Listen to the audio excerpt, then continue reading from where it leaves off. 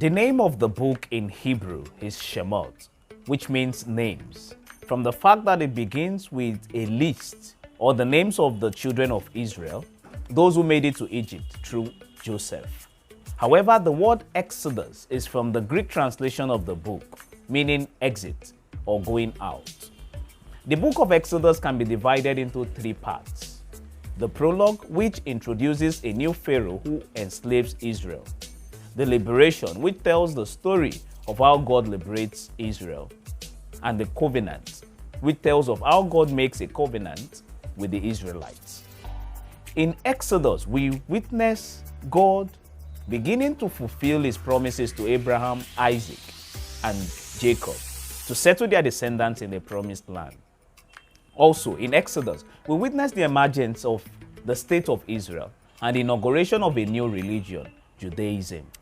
This makes Exodus one of the most important of Israel's collections. Exodus has a tight cast of important characters to keep an eye on. However, let's consider a few.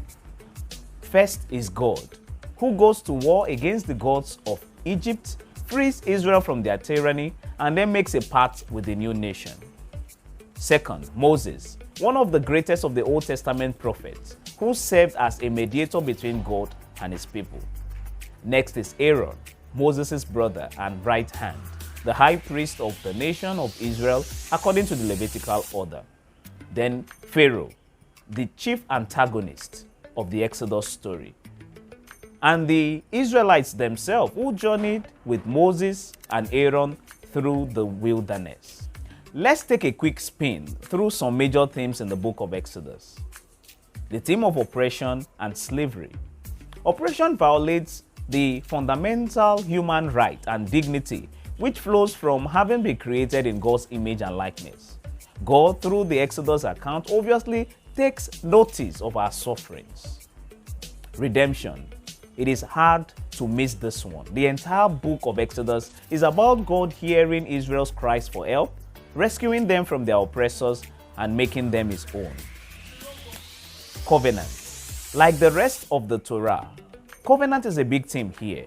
God makes a solemn binding agreement with the people of Israel, establishing himself as their God and them as his people.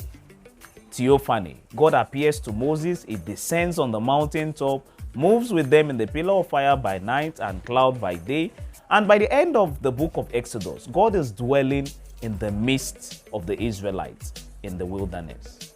Lastly, the law. This is related to the theme of covenant, specifically the expectations of God, or the expectation God has of his people.